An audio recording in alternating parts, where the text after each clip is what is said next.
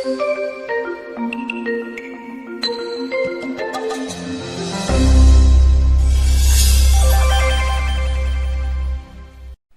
po mga tao kuminsan, ang problema nila sa buhay ay hindi bulkan na sumasabog, hindi baha na tumataas, kundi kapwa-tao. Some people in our world can be very irritating. In fact, some can be very vexing, that they destroy your sense of peace and well-being. Ano po ba ang mapapala natin mula sa Biblia kung paano makikitungo sa mga tao na magulo? Magulong kasama, ginugulo ang ating isip, ang ating damdamin. How can the Bible equip us to deal with people who tax our patience, vex our spirit, and bother our peace?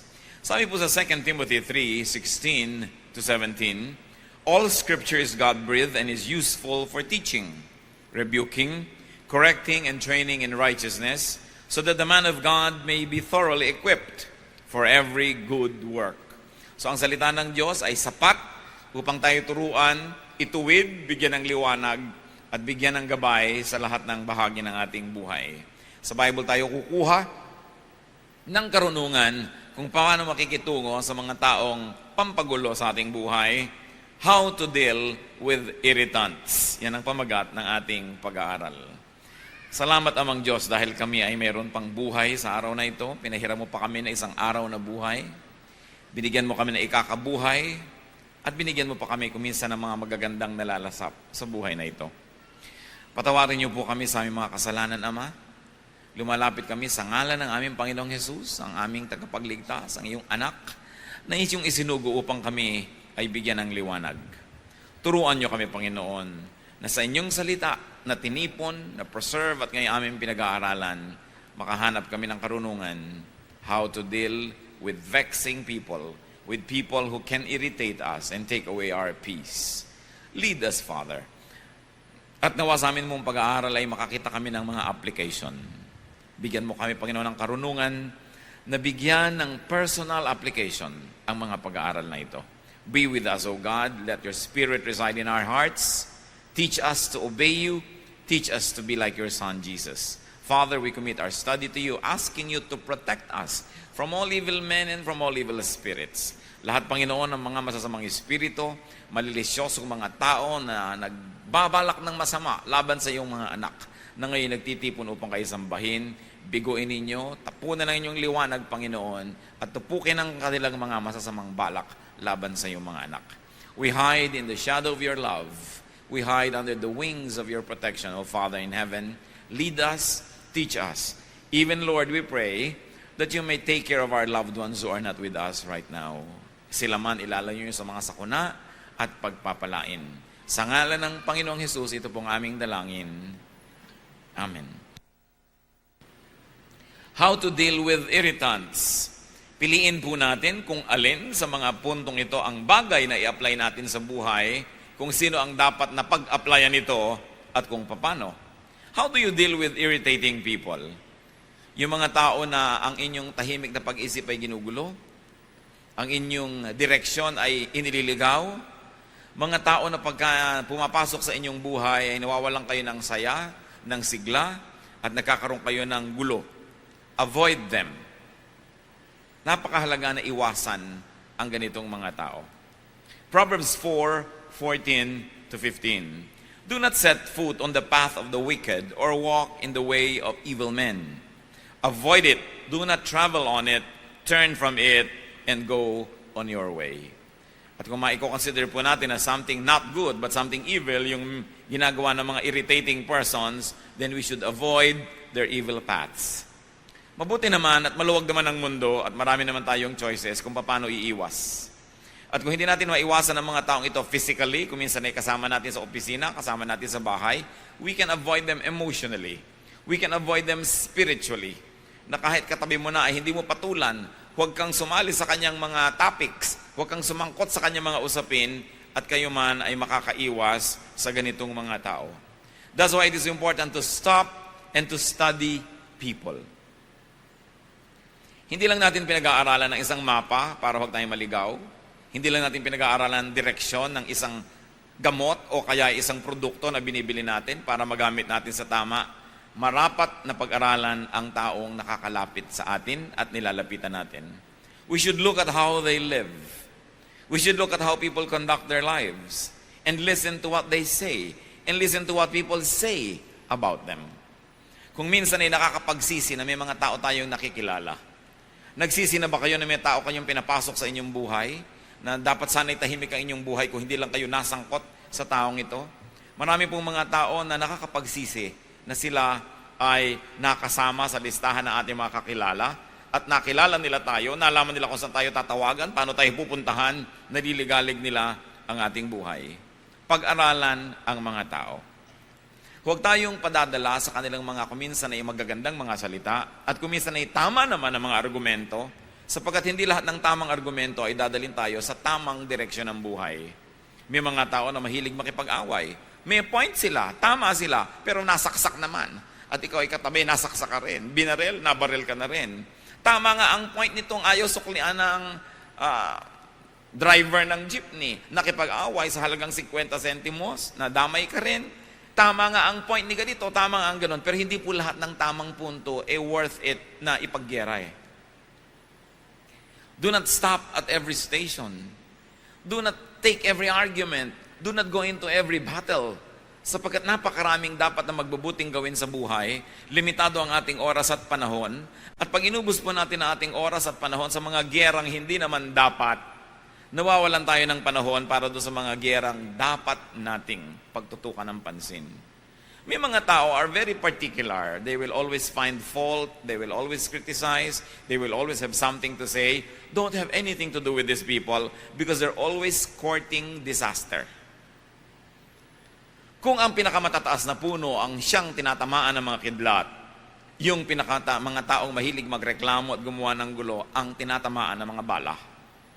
Kaya kailangan na hindi tayo laging sumasali sa kanilang buhay. Proverbs 20 verse 9, avoid a man who talks too much. At hindi sinasabi who talks too much lies, kahit totoo ang sinasabi ng isang tao, kahit may point, if he talks too much, sooner or later, he will make enemies. Ang isang taong lagi na lang may comment, lagi na lang may sasabihin, lagi na lang may pintas, kanino man, hindi yan magkakaroon ng maraming kaibigan, magkakaroon ng maraming kaaway. At kung siya'y kasama nyo, ang kaaway niya ay nagiging kaaway nyo rin. 2 Timothy 2:16, avoid godless chatter, because those who indulge in it will become more and more ungodly. Huwag daw na tayong sumasali sa mga hindi makadiyos sa mga usapin, kahit pa nga ang pinag-uusapan ay Diyos. Kahit pa nga ang pinag-uusapan ay theology, kahit pa nga ang pinag-uusapan ay may mga bagay na may kinalaman sa Biblia, kung ang mga nag-uusap-usap dito ay hindi naman talaga naghahanap lang ng katotohanan, kundi naghahanap ng gulo, naghahanap ng away, naghahanap ng babag, ay godless din yung chatter na yan. Tulad ng binabanggit sa Titus 3:9, which obviously is referring to religious talk. People who talk about religious issues. But avoid foolish controversies and genealogies and arguments and quarrels about the law because these are unprofitable and useless. Law na yung pinag-uusapan, law of God, law of tradition, law of custom, law of the people. Sabi, huwag kayong sumali sa lahat ng mga kahangalang mga pagtatalo. Walang mabuting dadulot sa inyo yan. Bakit po ba tayo nag-aaral ng salita ng Diyos? Di pa upang maging mapayapa ang ating buhay? Upang tayo ay magkaroon ng mga magmamahal sa atin at mamamahal? Upang tayo ay patuloy na rumunong? Hindi para maging marunong lamang at i-display ang dunong na yon, kundi para tayo ay maging maunawain sa mga mangmang? Upang maging mapagpatawad tayo sa nagkakamali? At upang magkaroon tayo ng kagandahang asal? Maging polite tayo, that our ways may be polished, our attitudes may be corrected, and our manners impeccable, or be made impeccable. But what happens when you argue on religious grounds and reasons, but you display bad behavior? That you only quarrel and fight.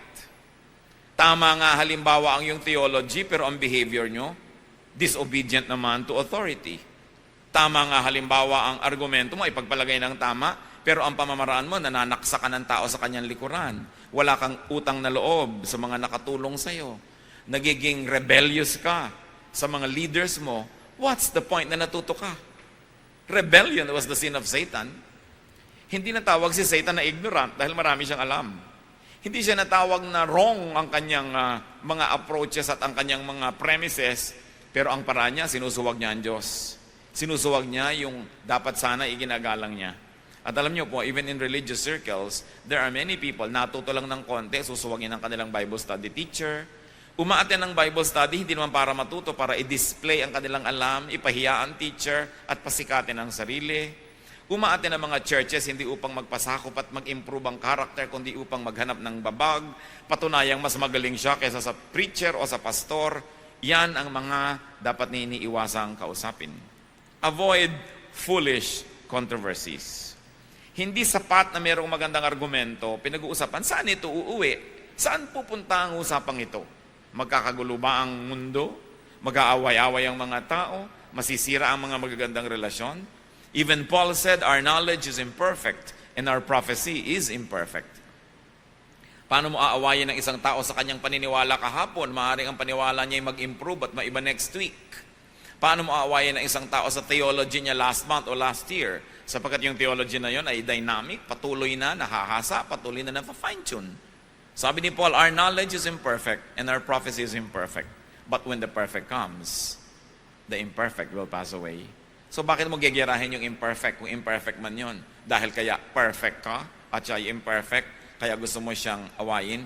Kaya sabi, iwasan ninyo ang ganitong uri ng mga pakikipagtalo, mga pagdedebate tungkol sa salita ng Diyos, tungkol sa Biblia, tungkol sa mga doktrina, sapagkat napakaiksi ng buhay ng tao. At sino ang nakararating sa puntong alam na niya ang lahat para sabihin niyang, ang paniniwala ko lang ang tama at ang paniniwala mo ay mali. Mahalaga na may paniniwala tayo. Mahalaga na may direksyon ng ating paniniwalaan. Subalit wala dapat maging palalo na mag-isip na alam na niya ang lahat ng tama.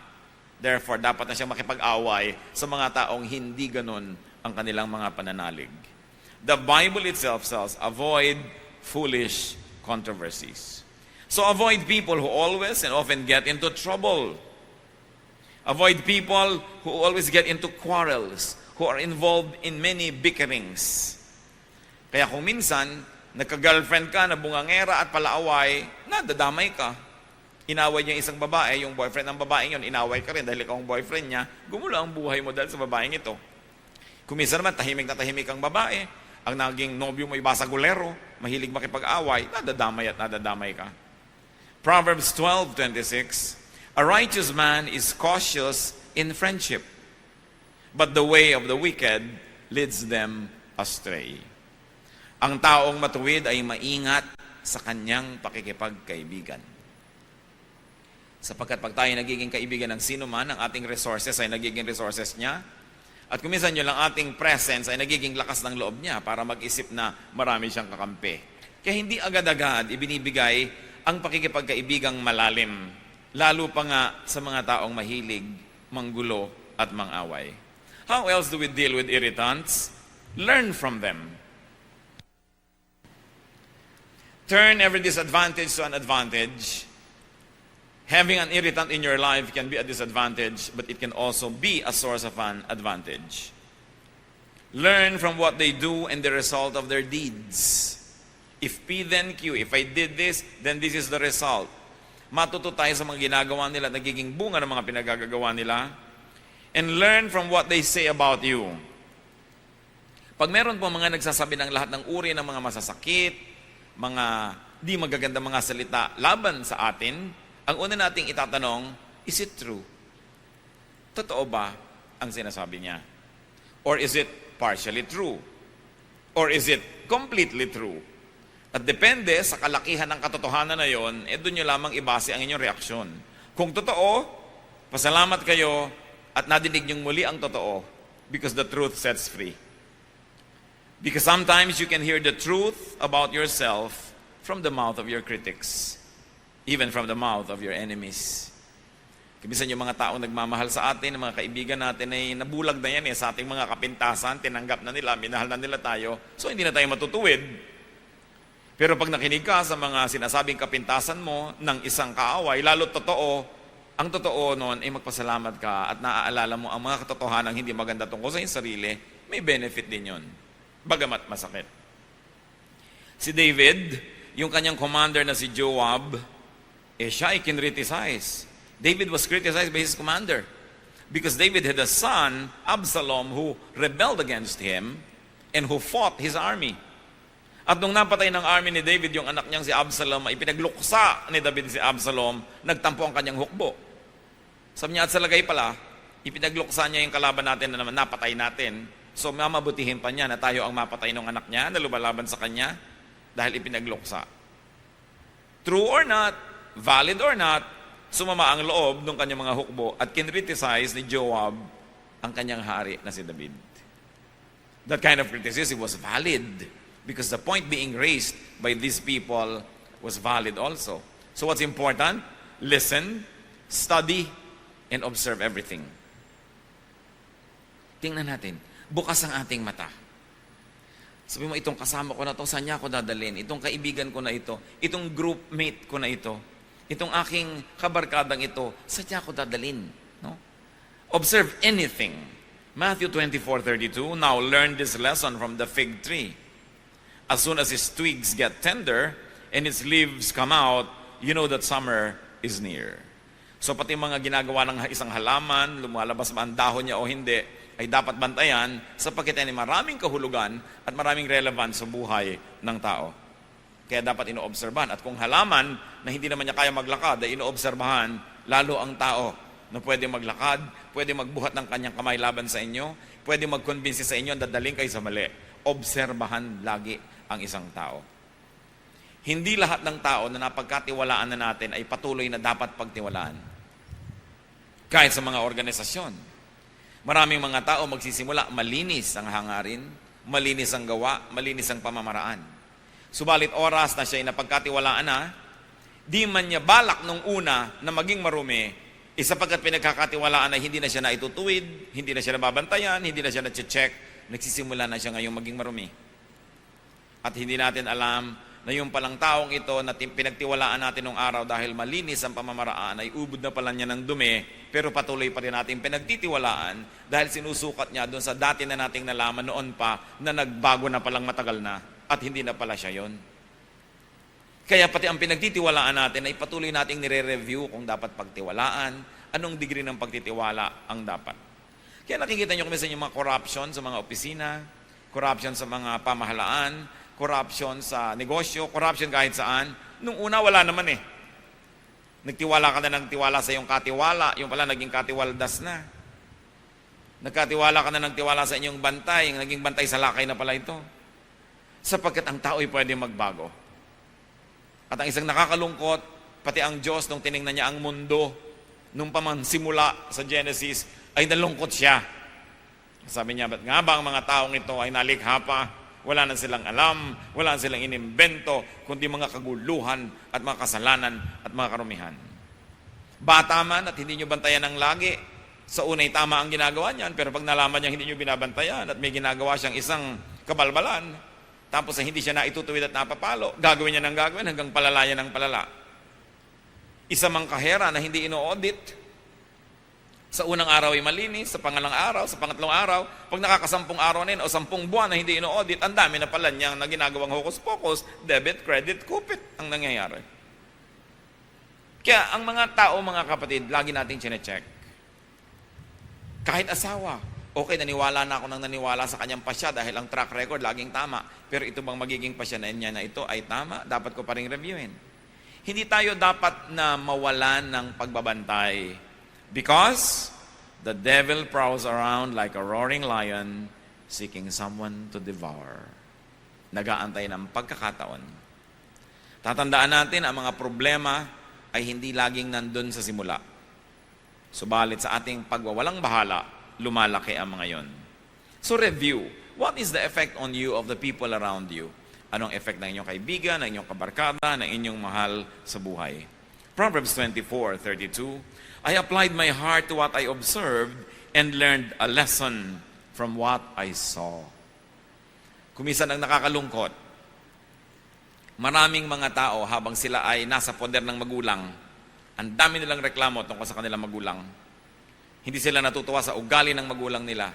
Ang magulang nila ay masungit, ang magulang nila ay maramot, ang magulang nila ay ganito, ang magulang nila ay ganon. Pero, nung naging mga magulang na, ganon din sila. Inuulit lang nila ang mga kamalian ng mga magulang nilang dati nilang tinutuligsa nung sila yung mga anak na nagdurusa. Because we never learn from what we see. Because we never learn from the mistakes of people around us. That's why it is important to be observant. And the Bible is light on our path that says, don't walk this way, walk here, walk that way. Nakikita na natin napakaraming mga nangyari sa mga taong gumawa ng ganito, ang naging bunga ay ganun, tapos ganun pa rin ang gagawin natin, di ganun din ang magiging bunga. Observe. What else do you do with people who irritate you? Well, ignore them. Especially if their issue, their concern, especially if they do not pose imminent danger or real threat to life, to safety, to property, or to your well-being. Kung dal-dal-dal-dal lang, hayaan nyo na, palampasin nyo na. Ang chismis ay namamatay pagka hindi sinasagot. Humahaba lang yan pag sinagot nyo. Parang tennis, nagpukol sa inyo ng bola, hindi nyo naman pinalo pabalik, di walang babalik. Magpupukol uli yan, hindi nyo uli pinalo, hanggang naubos na yung bola niya, tama na. Pero habang pinapalo niya, ibabalik niya, pinapalo niyo, binabalik niya, ang tagal ng laro. At ganon ang mga away. May sasabihin si ganon, magko-comment ka, makakarating naman sa kanya, ko-comment siya, hindi na matapos-tapos. Ignore them, especially if they do not pose real threat.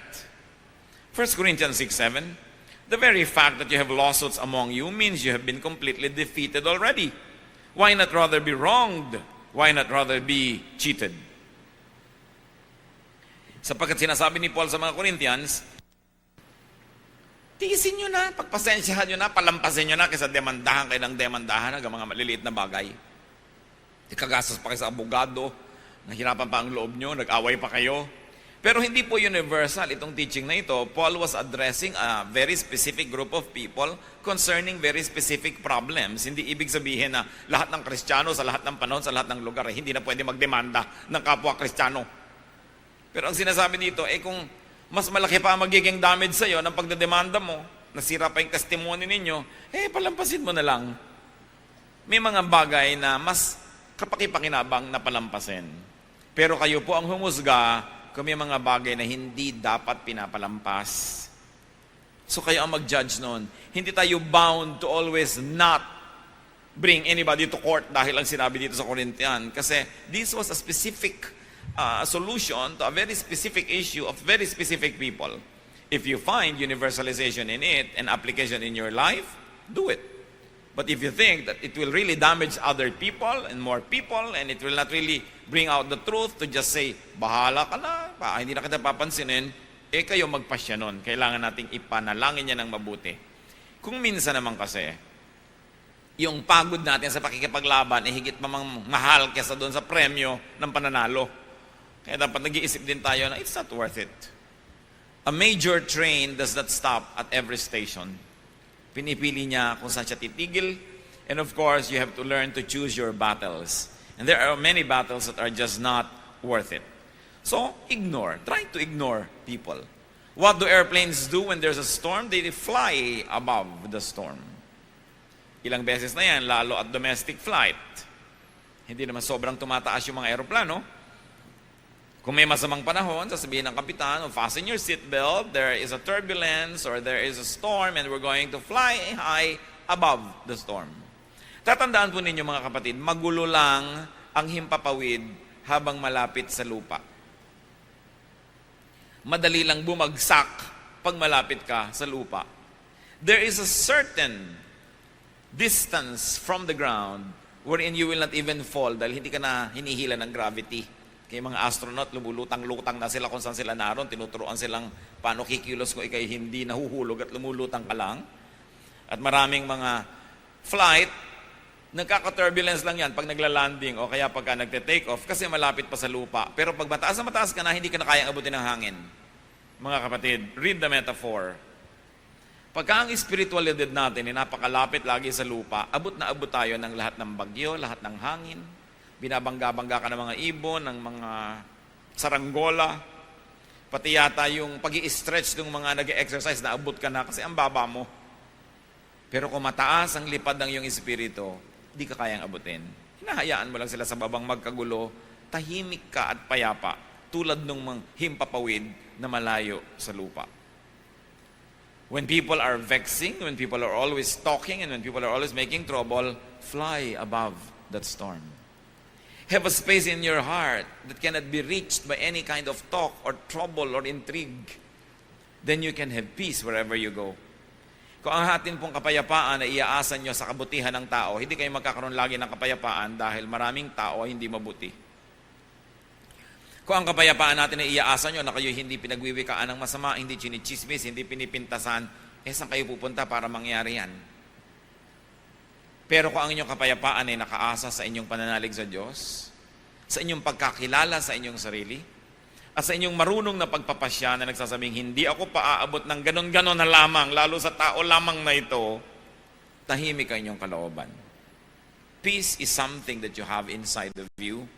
You must never depend on other people to hand it to you on a silver platter because they want your head on that silver platter. Huwag tayong umasa dyan. Proverbs 20 verse 3, it is to a man's honor to avoid strife, but every fool is quick to quarrel. Ang mga mararangal daw na tao at karangal-rangal kung sila ay umiiwas sa gulo. Pero ang mga hangal daw, madaling makilala, laging naghahanap ng gulo.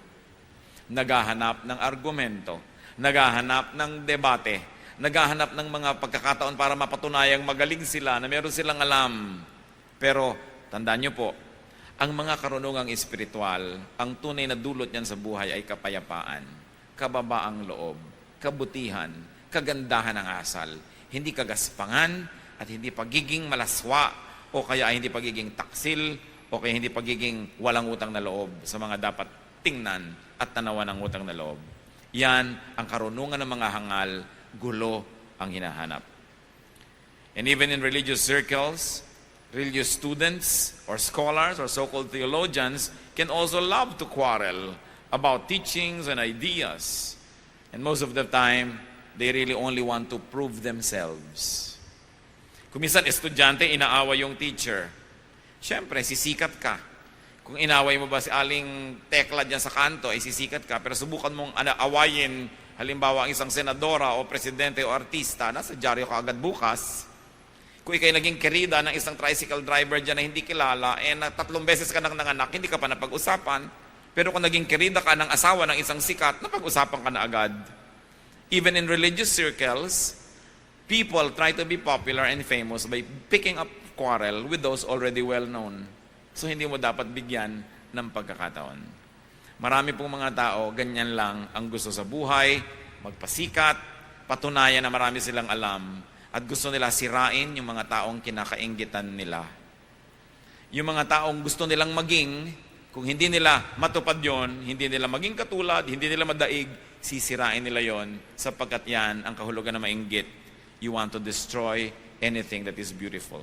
I heard someone said, at natawa ako, sabi niya, don't hate me just because I'm beautiful. Baka gusto niyang sabihin niya sa mga nagagalit sa inyo ng walang dahilan, don't hate me just because I'm intelligent. Don't hate me just because I'm rich. Don't hate me just because I'm popular. Don't hate me just because you cannot be me. Pero marami pong ganong mga tao, huwag na lang patulan. And what do you do? How else do you deal with these irritating people? If you absolutely must answer them softly. Sumisigaw sila, huwag kayo sumigaw. Nagagalaiti sila, huwag kayo manggalaiti. Kasi pag pareho na lang kayo, di pareho lang pala kayo. Kailangan iba yung inyong behavior. Impeccable. You must be like a pond without blemish on its face. You must be the picture of serenity. And only through that imagery, people around you will say who the foolish one is and who the wise one is. Proverbs 15:1, a gentle answer turns away wrath, but a harsh word stirs up anger. Tandang-tanda ko yung minsan na may nag-aaway na magkapatid, galit na galit ang ate. Sabi ng kapatid na bata, pasensya ka na kasi tanga ako. Ano pa ang pwede mong sabihin? Inamin na. Pero pag pinagpilit mo, hindi, tama ako, mali ka, hindi matatapos. Pasensya ka na dahil tanga ako. Tapos ang usapan. Ngayon, nasa sa inyo na kung totoo nga ba yun o hindi. Pero hindi ka naman siguro ganun kung napakaganda ng iyong paraan, natigil ang awayan, hindi ka talaga kulang sa karunungan. Marunong ka. Pero para kang kawayan na sa lakas ng hangin ay yumuyuko para di mabali. Bakit ka lalaban sa hangin na ubod naglakas? Hindi yumuko ka. Meron ba namang matapang na lumilipad ang mga bala sasalubungin mo? Siyempre yuyuko ka dahil may bala. Kailangan marunong tayo ng ganong uri ng pamamaraan. Kahit aso, di ba ayaw mong magalit sa'yo? Bakit mo gugustuhin na ang tao ay magalit sa'yo? So galit na nga siya, sasagot ka pa ng mas nakakagalit sa kanya. Kahit pa mali siya at binaril ka niya at namatay ka, nakulong pa siya, pero patay ka na rin. So bakit mo gagalitin ang isang aso? So kung maaari mga kapatid, huwag nyo rin gagalitin, lalo na ang isang tao. Lalo, galit na nga siya. Pag galit na, huwag nyo na salubungin. Kahit pa kayo tama, magigilang pareho kayong mali at the end of the day. Because maglalabanan kayo ng palakasan ng boses, palakasan ng katawan, mamaya talagang physical battle na yan. Through a kind answer, you take the wind from their sail. Mawawalan sila ng dapat labanan. So, do not deal with an enemy when very angry. Either the enemy is very angry or you are very angry. It's not the time to settle scores. It's not the time to deal with an enemy. It's not the time to answer a difficult question. Because angry people suffer from momentary craziness. Nagkakaroon ng imbalance ang utak and people become at least temporarily insane when they are very mad. At masisira ang lahat ng ating diskarte. Pag galit na galit ang tao, huwag niyong harapin. Pag galit na galit kayo, huwag kayong humarap. Magpalipas ng panahon. Ecclesiastes 7:9, do not be quickly provoked in your spirit, for anger resides in the lap of fools. Yan daw, nakakandong sa mga hangal, yung pagka mainitin ang ulo, pagka magagalitin. Anger resides in the lap of fools. So a wise person will not be easily provoked. Pinoprovoke ka na nga, hindi mo pa pinapatulan. Because that is a measure of your very well-polished humanity and spirituality. At kung minsan ginawang ka ng masama, dahil pinatulan mo at masama na rin ang iyong ginawa, nauna siya, nahuli ka, ang nakakalungkot nun, ikaw pa ngayon na nagsosorry. Naranasan nyo na ba yun? Ginawa kayo ng mali, pero sobrang mali ang reaksyon nyo sa maling ginawa niya, na pag tinimbang yun, mas mali na tuloy kayo pa ngayon nagsosorry.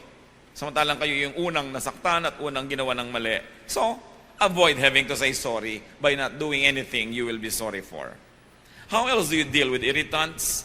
When you can and it won't cost you so much, give them what they want. Sa mga inggit na inggit ka sa buhok ko, halika! Sa'yo na tong buhok ko. Gustong-gusto mo ang ganito ko? Sa'yo na. Yun naman, kung hindi naman kayo sobrang malulugi, bigyan nyo na. Matahimik. Kasi kung minsan mas mahal pa yung lumalabang kayo, bigyan nyo na. Romans 12:30, if your enemy is hungry, feed him. If he is thirsty, give him something to drink. In doing this, you will heap burning coals on his head. Now, let's explain this. Sabi, pagka yung kaaway may nagugutom, pakanin mo, siya nauuhaw, painumin mo, at para nang pinutungan mo siya ng mga naglalagablab na baga at pagkainit-init na mga uling. No? Akala nung iba, sige, sadistahin mo, lagyan mo siya ng baga sa ulo. Alam niyo po, nung araw, walang posporo. Ang bahay ng mga Israelites dapat laging may apoy. Kasi pag magluluto sila, saan sila kukuha ng apoy? So dapat lagi may apoy yung kanilang maliit na lamp. Okay? Kaya isang malaking kapintasan ng isang nanay ng tahanan na ang kanyang ilawan ay namatay dahil naubusan ng langes. Kaya ang description dun sa babae sa Proverbs 31, yung kahangahangang babae, her lamp does not go out at night. Diba? At saka yung sinabi yung mga foolish virgins na ubusan ng langes ang kanilang ilawan, napakalaking kapintasan. Ngayon sabi, Kung ang iyong kapitbahay ay kumakatok sa'yo, nangihiram ng baga ng kalan mo, dahil yung kalan niya ay nanlamig na't namatay na, magluluto siya.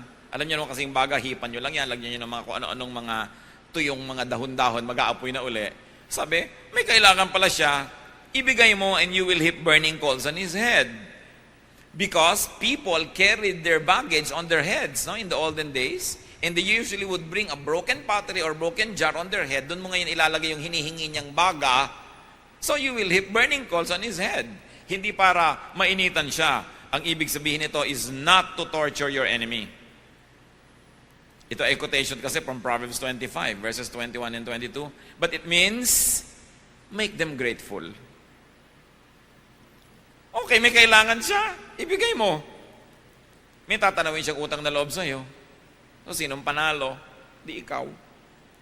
Naabala ka, bumangon ka, binigyan mo siya ng mga baga, nabawasan yung baga mo, pero ano ba naman yun? Meron ka pa naman natira sa bahay mo.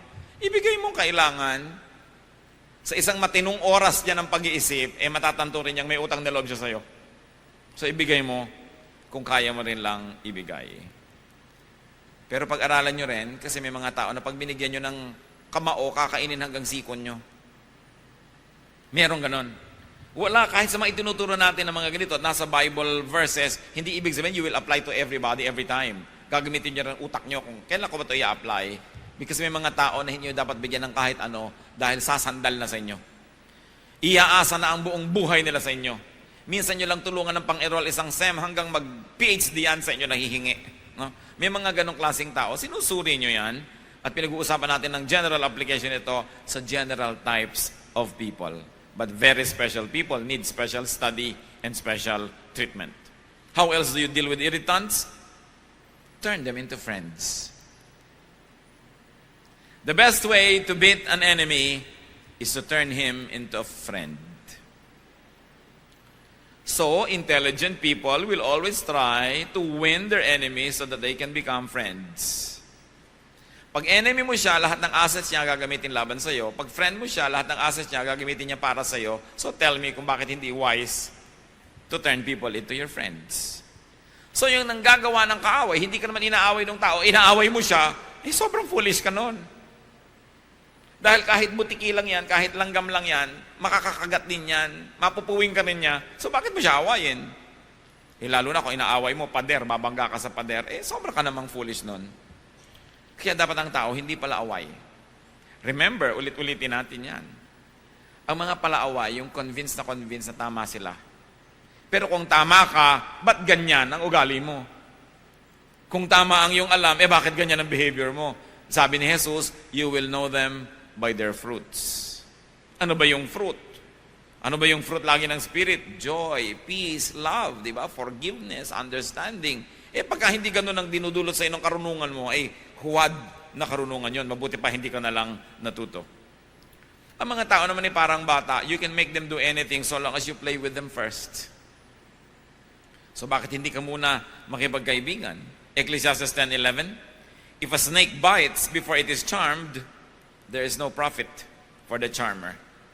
So kailangan mapaamo mo muna, mapasunod mo muna yung ahas bago mo siya hayaang makatuklaw sa'yo. So yung mga tao rin, imbes tinutuklaw-tuklaw ka, why don't you charm them? It will be better for you. And many people are foolish for no reason at all. They choose to fight their fellow men. How else do you deal with irritants? Siyempre naman, pray for them. Yan ang wala kang katalo-talo dahil dinadala mo sa Diyos ang kaso mo. Pray for them. Matthew 5:44, love your enemies and pray for those who persecute you. Praying for people is profitable. Why? Because they can make us love them. Pag lagi mong ipinagpe-pray ang isang tao, layo yung taong kang inis ka, galit ka, mapapansin mo kapatid, nawabawasan na yung galit mo at mamaya nagkakaroon ka na ng simpatya, namamahal mo na yung tao. The quickest way to love somebody is to pray for them. But it's no guarantee that they will love you back. Okay? Pero yung ikaw mismo nagbubukas yung isip mo sa kanya, pray for them. And even if you don't fall in love with your enemy or your irritant, praying for people can give us relief. Guminhawa ang iyong loob, lumuwag ang iyong dibdib, gumaan ang iyong panghinga, nakabuti para sa iyo. So ipanalangin mo siya. Philippians 4:6-7, in everything by prayer and petition, with thanksgiving, present your requests to God. And the peace of God, which transcends all understanding, will guard your hearts and your minds in Christ Jesus. So ipanalangin ang lahat-lahat. And finally, how else do you deal with irritants? Bless them. Bless them. 1 Corinthians 4:12, when we are cursed, we bless. Yan ang pinagkaiba ng mga anak ng Diyos. Sinusumpa ka, minumura ka nila, ang balik mo, pinagpapala mo sila. Ngayon, kung minura mo rin dahil minura ka, ba't ka pa naging anak ng Diyos? Pareho lang pala kayo.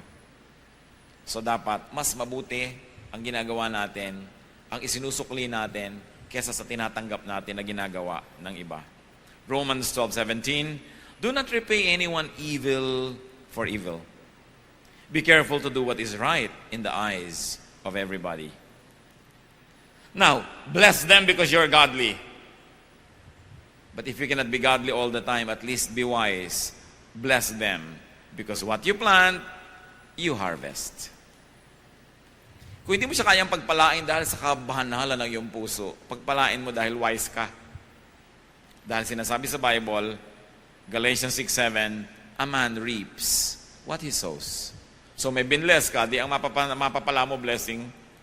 May inaway ka, may kinurse ka, di ang mapapala mo curse din. So be wise. Kaya ngayon ang aaway is a mark of foolishness.